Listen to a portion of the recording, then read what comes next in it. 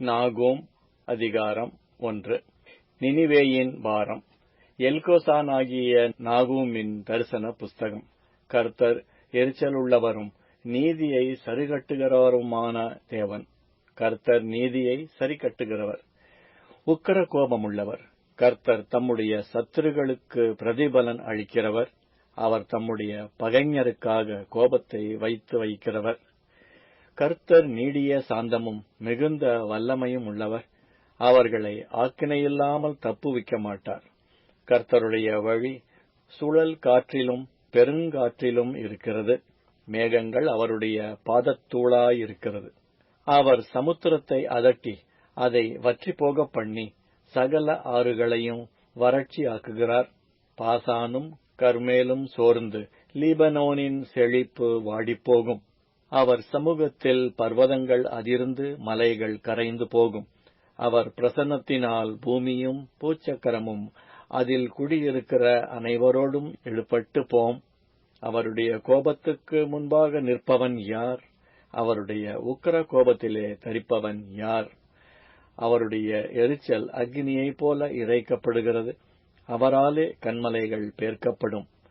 கர்த்தர் நல்லவர், இக்கட்டு நாளிலே அரணான கோட்டை. தம்மை நம்புகிறவர்களை அறிந்திருக்கிறார். ஆனாலும் நினிவேயின் ஸ்தானத்தை புரண்டு வருகிற வெள்ளத்தினால் சர்வசங்காரம் பண்ணுவார். இருள் அவர் சத்துருக்களை பின்தொடரும். நீங்கள் கர்த்தருக்கு விரோதமாக செய்ய நினைக்கிறதென்ன? அவர் சர்வசங்காரம் பண்ணுவார். இடுக்கம் மறுபடியும் உண்டாகாது. அவர்கள் சன்ன பின்னலாயிருக்கிற முட்செடிகளுக்கு ஒப்பாயிருக்கையிலும் தங்கள் மதுபானத்தினால் வெறி கொண்டிருக்கையிலும் அவர்கள் முழுதும் காய்ந்து போன செத்தையை போல எரிந்து போவார்கள். கர்த்தருக்கு விரோதமாக பொல்லாத நினைவு கொண்டிருக்கிற துராலோசனைக்காரன் ஒருவன் உன்னிடத்திலிருந்து புறப்பட்டான். கர்த்தர் சொல்லுகிறது என்னவென்றால், அவர்கள் சம்பூர்ணமடைந்து அநேகராயிருந்தாலும் அறுப்புண்டு போவார்கள். அவன் ஒழிந்து போவான். உன்னை நான் சிறுமைப்படுத்தினேன், இனி உன்னை சிறுமைப்படுத்தாதிருப்பேன். இப்போதும் நான் உன்மேல் இருக்கிற அவன் நுகத்தை முறித்து உன் கட்டுகளை அறுப்பேன். உன்னை குறித்து கர்த்தர் கட்டளை கொடுத்திருக்கிறார். இனி உன் பேருக்கு வித்து விதைக்கப்படுவதில்லை. உன் தேவர்களின் கோவிலில் இருக்கிற வெட்டப்பட்ட விக்கிரகத்தையும் வார்க்கப்பட்ட விக்கிரகத்தையும் நான் நிர்மூலம் பண்ணுவேன். நீ கனவீனனானபடியால் அதை உனக்கு பிரேத குழியாக்குவேன். இதோ, சமாதானத்தை கூறுகிற சுவிசேஷகனுடைய கால்கள் மலைகளின் மேல் வருகிறது. யூதாவே, உன் பண்டிகைகளை ஆசரி, உன் பொருத்தனைகளை செலுத்து. துஷ்டன் இனி உன் வழியாய் கடந்து வருவதில்லை. அவன் முழுவதும் சங்கரிக்கப்பட்டான். நாகூம் அதிகாரம் 2. சிதறடிக்கிறவன் உன் முகத்துக்கு முன்பாக வருகிறான். அரணை காத்துக்கொள், வழியை காவல் பண்ணு. அறையை கட்டியாய் கட்டிக்கொள், உன் பலனை மிகவும் சிறப்படுத்து. வெறுமையாக்குகிறவர்கள் அவர்களை வெறுமையாக்கி அவர்களுடைய திராட்சைக் கொடிகளை கெடுத்து போட்டாலும், கர்த்தர் யாக்கோபின் மகிமையை திரும்பி வர பண்ணுவது போல் இஸ்ரவேலின் மகிமையையும் திரும்பி வர பண்ணுவார். அவனுடைய பராக்கிரமசாலிகளின் கேடகம் இரத்தமயமாகும். அவனுடைய யுத்த வீரர் இரத்தாம்பரம் தரித்துக் கொண்டிருக்கிறார்கள். அவன் தன்னை ஆயத்தம் பண்ணும் நாளிலே இரதங்கள் ஜுவாலிக்கிற கட்கங்களை உடையதாயிருக்கும். ஈட்டிகள் குலுங்கும். இரதங்கள் தெருக்களில் கடகடவென்றோடி வீதிகளில் இடசாரி வலசாரி வரும். அவைகள் தீவெட்டிகளைப் போல விளங்கி மின்னல்களைப் போல வேகமாய் பறக்கும். அவன் தன் பிரபலஸ்தரை நினைவு கூறுவான். அவர்கள் தங்கள் நடைகளில் இடறி அலங்கத்துக்கு விரைந்து ஓடுவார்கள். மறைவிடம் ஆயத்தப்படுத்தப்படும். ஆறுகளின் மதகுகள் திறக்கப்படும். அரமனை கரைந்து போம். அவன் சிறைப்பட்டு போக தீர்மானமாயிற்று. அவளுடைய தாதிமார்கள் தங்கள் மார்பிலே அடித்துக்கொண்டு புறாக்களைப் போல சத்தமிட்டு கூட போவார்கள். நினிவே பூர்வ காலம் முதல் தண்ணீர் தடாகம் போல் இருந்தது. இப்போதோ அவர்கள் ஓடிப்போகிறார்கள். நில்லுங்கள், நில்லுங்கள் என்றாலும் திரும்பி பார்க்கிறவனில்லை. வெள்ளியை கொள்ளையிடுங்கள், பொன்னையும் கொள்ளையிடுங்கள். சம்பத்துக்கு முடிவில்லை. இச்சிக்கப்படத்தக்க சகலவித பொருள்களும் இருக்கிறது. அவள் வெறுமையும் வெளியும் பாழுமாவாள்.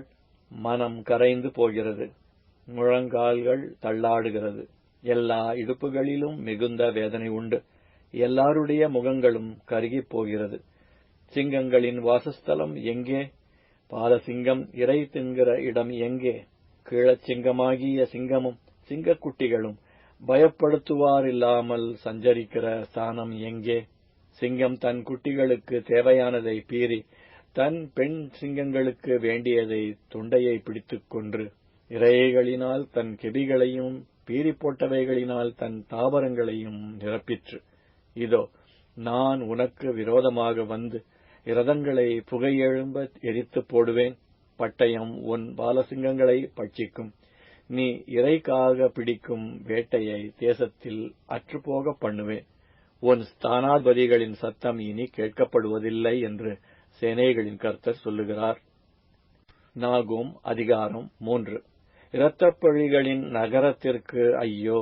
அது வஞ்சகத்தினாலும் கொடுமையினாலும் நிறைந்திருக்கிறது. கொள்ளை ஓயாமல் நடக்கிறது.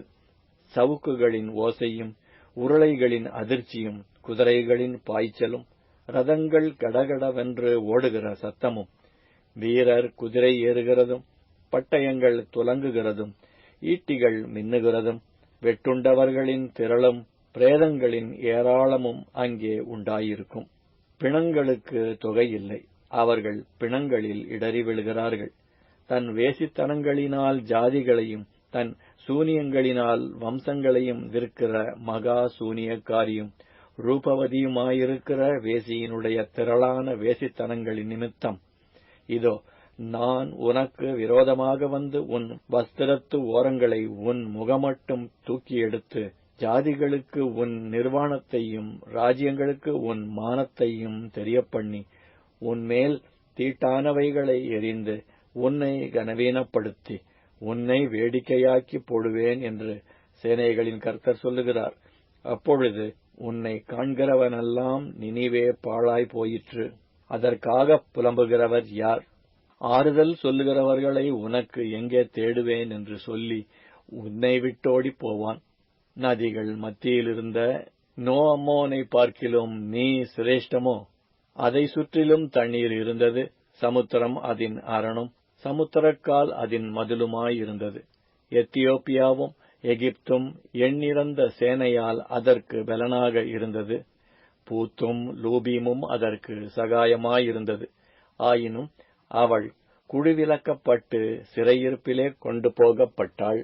அவள் குழந்தைகள் எல்லா வீதிகளின் முகனைகளிலும் மோதியடிக்கப்பட்டார்கள். அவளுடைய கனவான்கள் பேரில் சீட்டு போட்டார்கள். அவளுடைய பெரியவர்கள் எல்லாரும் சங்கிலிகளால் கட்டப்பட்டார்கள். நீயும் வெறி கொண்டு ஒளித்துக் கொள்வாய். நீயும் உன் சத்துருவுக்கு தப்ப அரணான கோட்டையை தேடுவாய். உன் அரண்களெல்லாம் முதல் பழுக்கும் பழங்களுள்ள அத்திமரங்களைப் போலிருக்கும். அவைகள் குலுக்கப்பட்டால் அவைகளின் பழம் தின்கிறவன் வாயிலே விழும். இதோ உன் நடுவில் இருக்கிற ஜனங்கள் பேடிகள். உன் தேசத்தின் வாசல்கள் உன் சத்துருவுக்கு முன் திறவுண்டு போகும். அக்னி உன் தாழ்பாள்களை பட்சிக்கும். முற்றுகைக்கு தண்ணீர் மொண்டு வை. உன் அரண்களை பலப்படுத்து. சேற்றிலே போய் களிமண்ணை மிதி. சூளையை கெட்டிப்படுத்து. அங்கே அக்னி உன்னை பட்சிக்கும். பட்டயம் உன்னை சங்கரிக்கும். அது பச்சை கிளிகளைப் போல் உன்னை பட்சித்து போடும். உன்னை பச்சை கிளிகளத்தனையாக்கிக்கொள். உன்னை வெட்டு கிளிகளத்தனையாக்கிக்கொள். உன் வர்த்தகரை வானத்து நட்சத்திரங்களிலும் அதிகமாக்கினாய். இந்த பச்சை கிளிகள் பரவிப் பறந்து போகும். உன் மகுடவர்த்தனர் வெட்டுக்கிளிகளுக்கும் உன் தளகர்த்தர் பெருங்கிளிகளுக்கும் சமானமாயிருக்கிறார்கள்.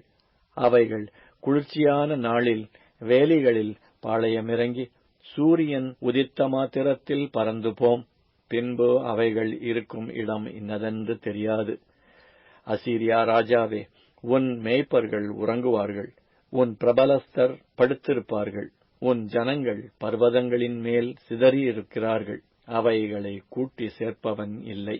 உன் நொறுங்குதலுக்கு பரிகாரம் இல்லை. உன் காயம் கொடியது.